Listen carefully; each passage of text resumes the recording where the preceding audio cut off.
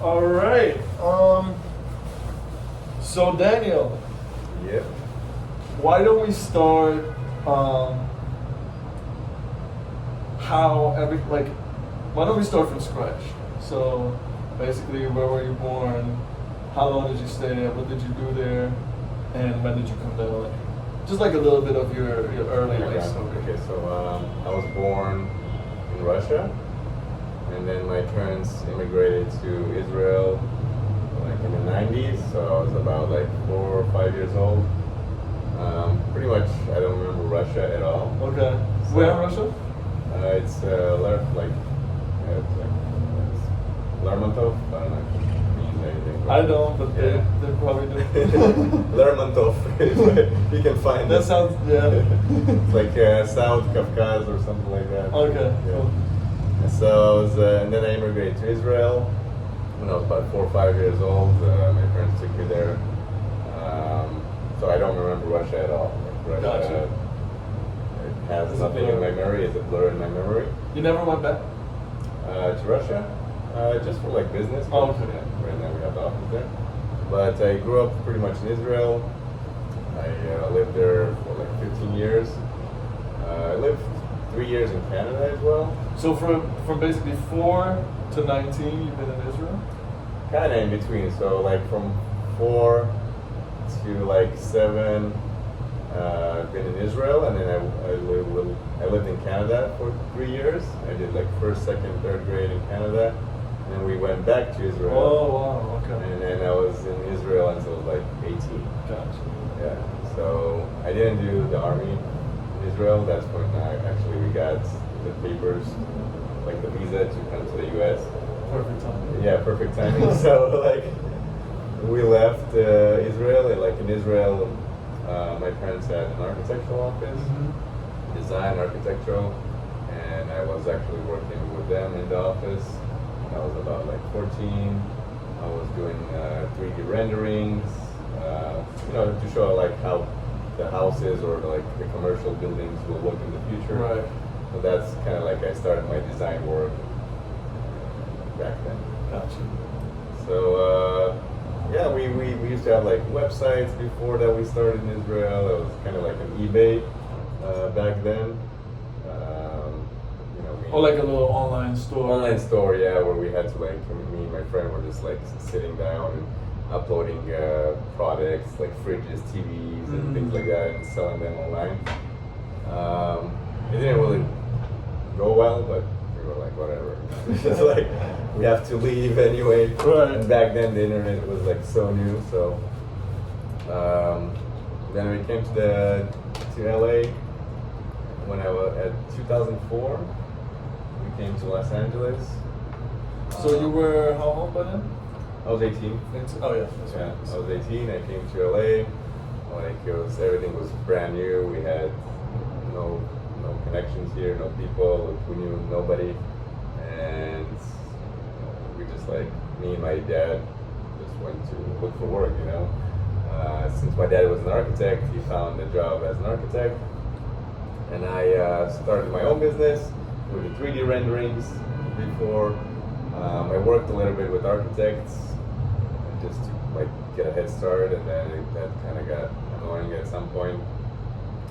So I switched to home improvement, which is like a salesman for construction work. Right.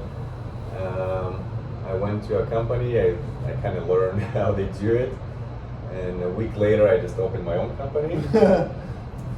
But Smart. I was like too young. I used to look like a kid, like a 15-year-old kid when I was Right. 18. So like it was hard for me to do any sales because people won't take me seriously. So I found a partner that was a little bit older. He had like a license, a construction license, and everything. And I was doing kind of like all the sales. He was just standing next to me. Gotcha. And yeah, so kind of like that, I started working in the construction industry.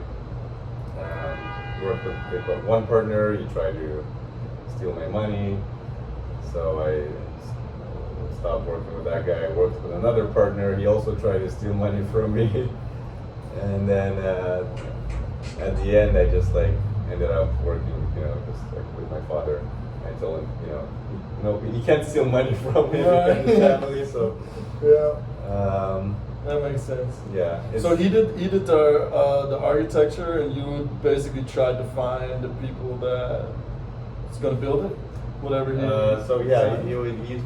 he would do the architecture and design, and I would do mostly the sales part and like the contracts and finding the work and all that stuff. So it went well. I mean, we worked together for about 10 years.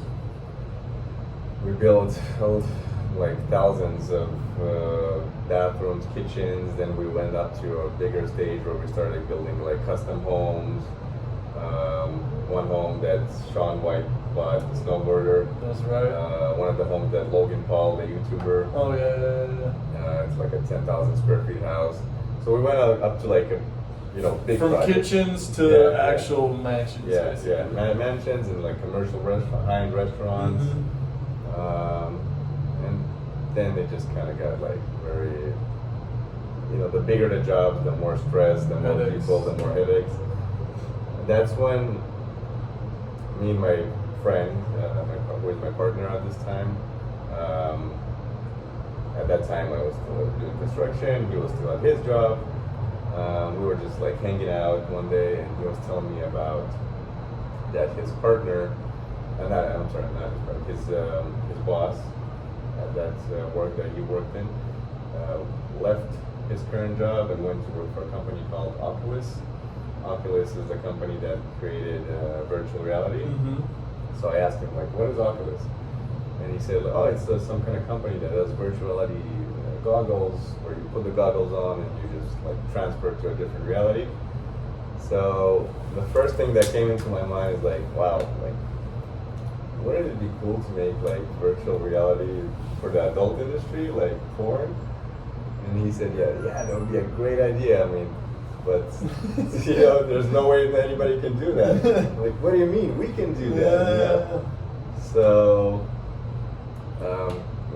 we had the conversation. Like, we both enjoyed the rest of the evening, and then next morning I called my friend and I said, like, dude, like, remember that conversation we had yesterday? You couldn't get it out of your head, basically. Yeah, let's do it. Like, but we don't know anything. Like, we'll figure it out.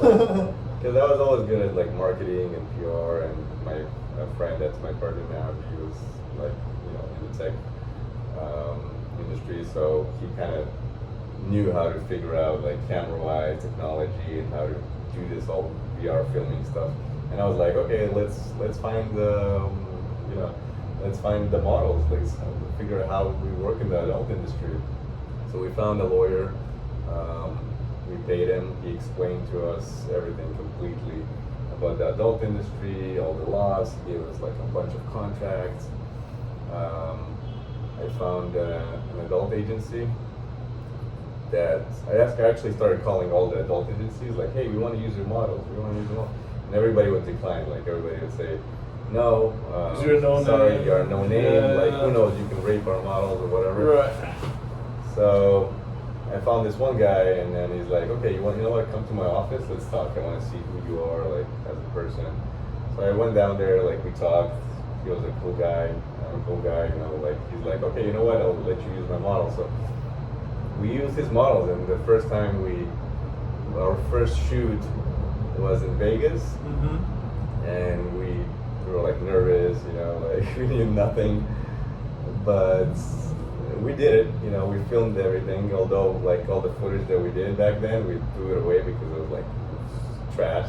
So, just real quick from my understanding, how would a set like that look? Do you have like, or how do you get the technology for people to actually use the goggles, put them on, and then get teleported into that virtual reality world? So how does a set look? Do you have like thousands of cameras around that so you can cover every angle, No, it used to be like, we started off like four GoPros at that time. Like we built our own rig and 3D printed and everything.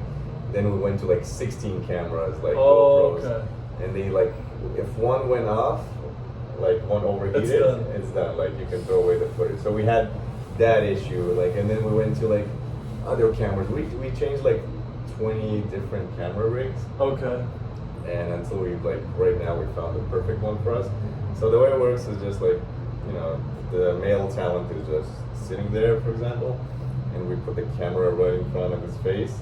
So whenever you, So like a little as the viewer, strap or something on his no, head? we have like a C stand, Oh, I kinda, like, see. hanging Yeah. in the front, and then we have the cameras, and then he's just like sitting there. He can't move. So if you're the viewer and you put on the goggles, you see his body as your body, and that's it. And then the girl, she has to do all the talking. She has to do all the like intimacy, like kissing. And the guy can't And say he a can't word. say a word. Like Not even moan. Not even moan. Like, so he's just like sitting there, and the girl. Sounds very romantic. I know. It's really hard for the girl, you know. She has to do all the work, and she has to like talk to him, and so when you put it on, you're answering her with Yeah, your yeah, thoughts or exactly. whatever, you know. So yeah, we did that, and first couple of scenes were like trash, you know. But meantime, we were building the website.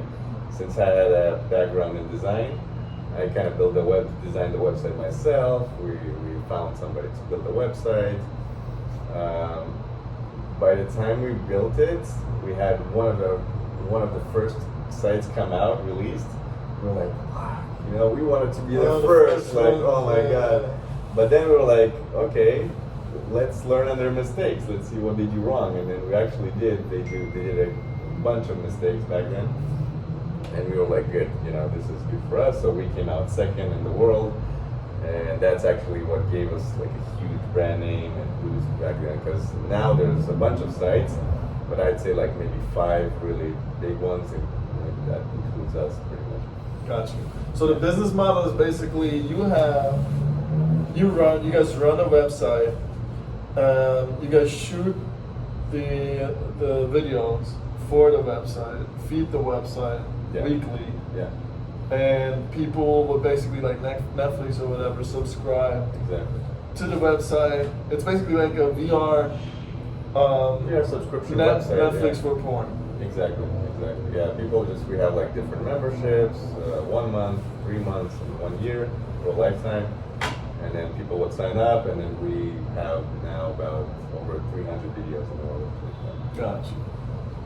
Interesting. From them construction to porn. porn. Why not? That's how, you know, life plays sometimes. Yeah, and it was back then. It was like only me and my partner. We like every tech company, we started out of my garage, Yeah. and we grew to now we're like over 45 people. So, Crazy. yeah. So how many people you got in LA? We're 10 people here, and 35 people in Russia. We have an office in Russia. Gotcha. And the company is called Swirl. VR Bangers, actually. So Swirl, the office that we're sitting in, is basically the This is like the what would you cover. call the cover? Yeah. VR Bangers. The This is- mainstream cover. Swirl looks better outside with the sign than I the know. big VR Banger sign. Yeah, Blend in. like people, when you say you're in porn, they look at you like, Yeah, ew, you know, yeah, like yeah, weird. yeah. So, you know, you gotta come up with a different name. Right. Well, awesome. That's an interesting story from Russia to LA, from construction to porn. So now getting back to the cars, when did the car? I would say car. First car. When did were you always like interested in cars, or when did that happen? Yeah, cars was like, since I was 7 years old, I used to buy like Hot Wheels, and just like I had all the Hot Wheels. I had a bunch of cars, Right. and my dream was always to have a car. So when I lived in Israel, I was 15 and a half, and you know, I saved up money for my first car. It was a Fiat Uno, 1991. I remember those. And that was like my first car. I bought it. I didn't even have a driving license yet.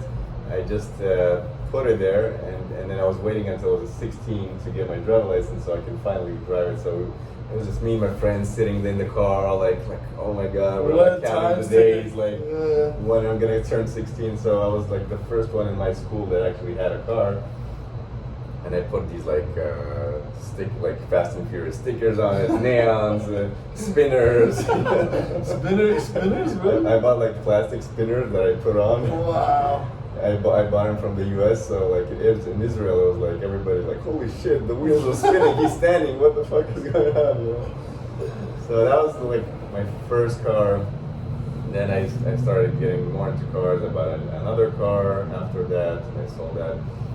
And when I came to the U.S., it was like a dream come true because you can buy pretty much, you can lease or buy any car you want here.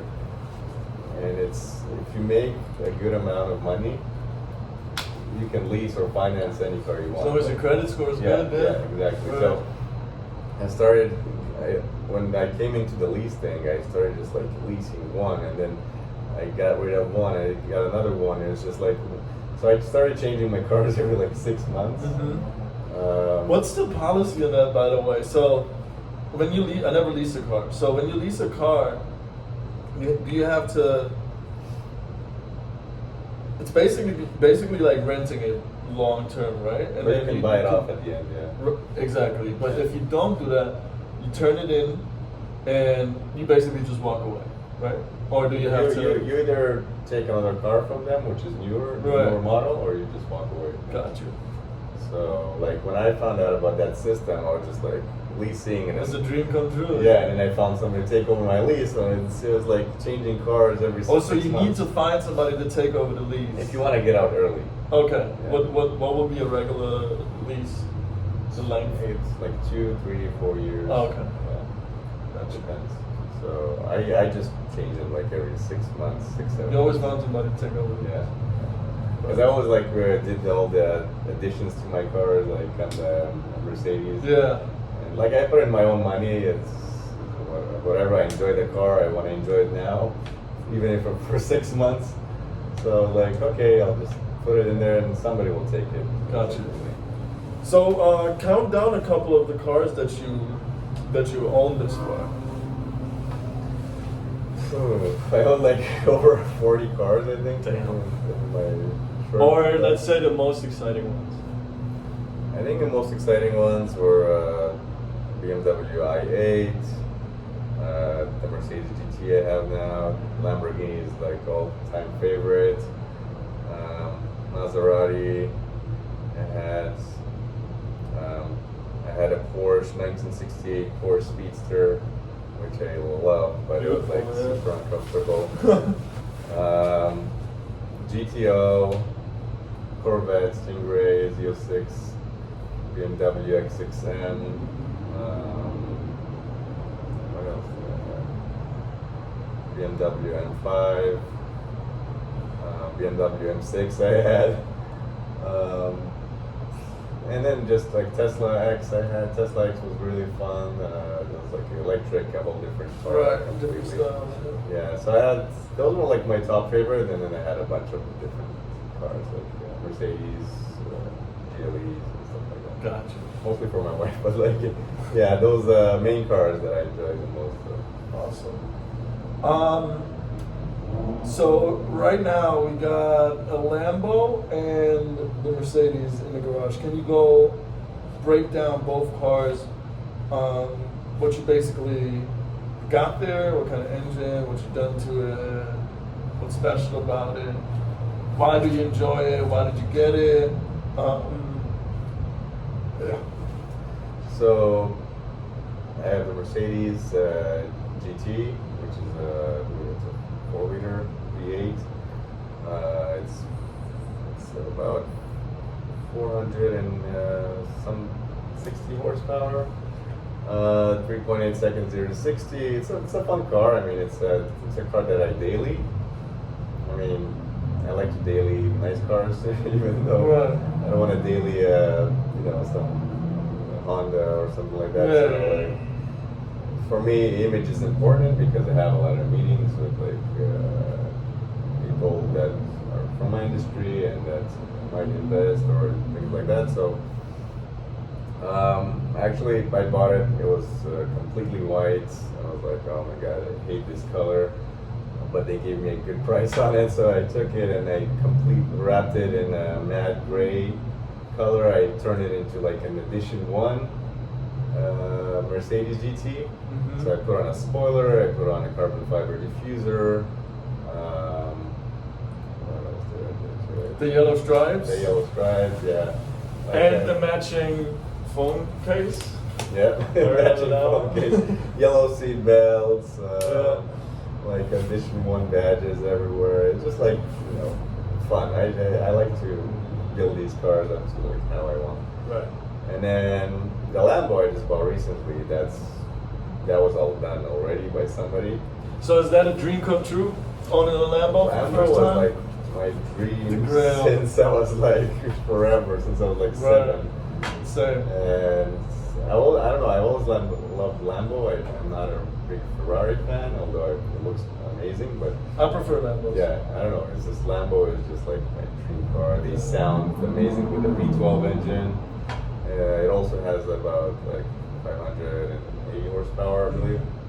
Also does like 3.8 seconds 0 to 60. It's just beautiful. It has the SV kit on it. The interior was all customly done. It was actually painted into matte gray.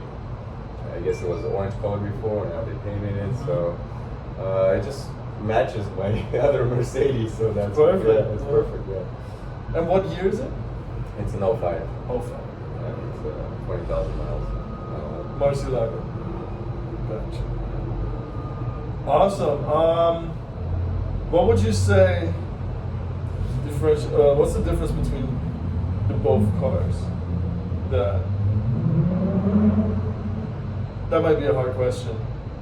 That's it. What would be the pros and the cons between both cars? So Lambo, you can't really daily drive it. One thing is it's very super low to the ground, so every little bump that you have on the road, you gotta like slow down, go sideways or lift it up. It's very annoying to drive. Plus, you have the pedal shifters, Yeah. which you really got to get used to. So there's no automatic shifting. You have to manually. manually shift with the pedal shifters every time. It has really wide turns. Like it's not a comfortable car. Although the interior is actually comfortable Yeah. to sit in, but still it has a limited space, so your leg is kind of like Right. upper. But the car itself drives amazing.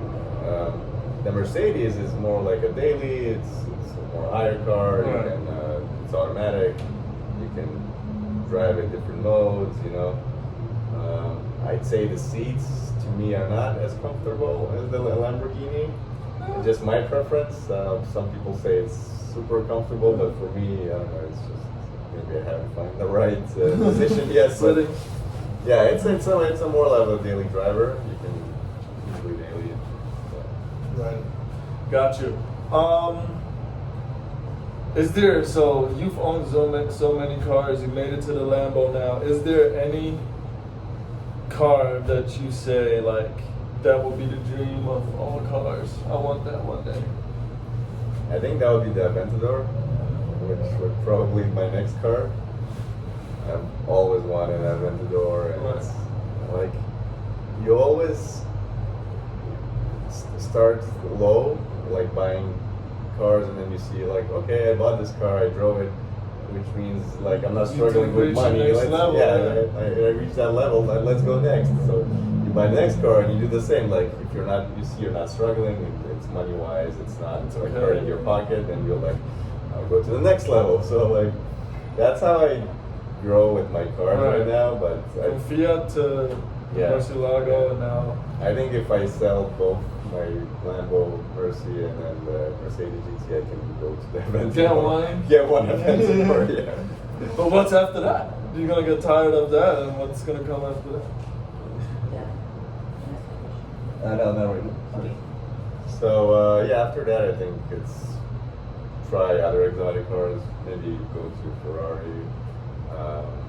Once I'm done with Ferrari, then it's like okay, dreams have to grow, so you gotta go to like Bugatti. Oh, So yeah, that's a it. different level. So That's it. Yeah, you can always. There's no limit, right? yeah, I mean, these cars give me motivation to work harder. Because I've always wanted something, I got it, so it means I can get something else. Next So thing, I yeah. can take myself to the next level and work harder for that. So that's why I buy these cars. You know? Yeah, it's motivation. It's, I motivate myself this way. 'Cause, Right. Like if I have the cars, I know that I can achieve something. So. And you put all the hard work in, and then you. What's the money gonna do if it's just gonna lay around, right? You want to enjoy it too. You work Exactly. so hard, and I mean, you want to enjoy life. Spoilers, Like, you never know exactly. what will happen to you tomorrow. So Right. that's how I see it. exactly. Yeah. And so we got Friday. Tell us a little bit about what you usually do on the weekend, and what are you gonna do tomorrow, for example? So weekend is usually my family day. You got two kids, got two twins, kids. Yeah, twins. They 7 years old. Right? both like cars. They're both 7. Yeah. One loves old cars. One loves new cars. So Saturday usually I take one to like an old car show, and then Sunday I take the other one to like a new car So show. what, you got a classic car too? Yeah, I mean I had the Did the Porsche, 1968 right? Porsche. Yeah. Would you I do it loved again? Oh Or yeah, a different one? Like I'd probably have if I had. I mean, my dream is to have a huge garage with a bunch of classic and new cars. Right. So, yeah. One for the classic ones. One for the Exactly. newer ones. Although the classic ones kind of like stink because they have this gas Yeah, smell. petrol. Yeah. But it's still cool. They keep them separated from one garage for the classic ones and one for I love classic cars. Yeah, Yeah. they're amazing. But yeah, I mean, tomorrow I'm probably gonna go to like a supercar event and then just have fun with the guys. That's what we do. Like from 8 a.m. to like 12, we just like enjoy, and then I have my family to enjoy after that. So Gotcha. So, a lot of times in the weekend, you would just go ride out with other supercar owners from, let's say, Malibu to. Tomorrow you're going to San Diego. You're going to spend the night there with 30 Yeah. other supercar owners. yeah, exactly. Pay $850 or something. Eat with them. Spend the night at the hotel in San Diego. Everything's included, and then drive back. Right, exactly. Yeah. So it's kind of like you get your fun, you network with people. It's also like a business thing. Right, right. So it's good. Yeah, because everybody obviously is when you're able to drive a car like that, you're usually an accomplished person, Yeah, yeah. or your parents were. You're doing something right. so. Right. Or you were born into the right family, Oh yeah. Oh yeah. That's the easy way of driving cars like that. I know. But awesome. We have anything? How does the wife deal with the car situation that you got going on? So it started from like motorcycles. Oh, I know she didn't like that. Yeah, my wife is afraid that I could get her or something. So, and one day I saw a motorcycle. I never wanted one, and then I saw one. Actually, I love motorcycles as well. So I sometimes buy collection motorcycles. I just sold one motorcycle. There was only 2,000 in the world. It was like a super rare, kind of like a concept bike. Right. But my first motorcycle, I just brought it home. I didn't know how to drive it. They delivered it. And I told my wife, this is what I got. So I slept on the couch for like one day. Oh, no. But then I figured out this is the system. This is how I should buy stuff so she doesn't get angry. I just, Yeah. buy it, bring it, and It's then already sleep there. on the couch one day and then whatever. There you go. So she got used to it. She's already like, whatever, just do whatever you want, buy any car you want, like any motorcycle. She's supportive of it now. Like That's awesome. yeah. As long as I'm happy, she's happy. So yeah. So now I just get different cars. Hell yeah. But she doesn't really drive with me these like supercar events because my kids want to go with me, and it's obviously a 2-car seater, and she can't really join us. So okay. Gotcha. Yeah. Well, awesome. I think that's about it for the interview. We're gonna take a bunch of pictures Cool. from the office.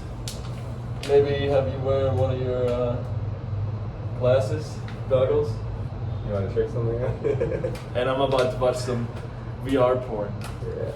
Yeah. See you guys.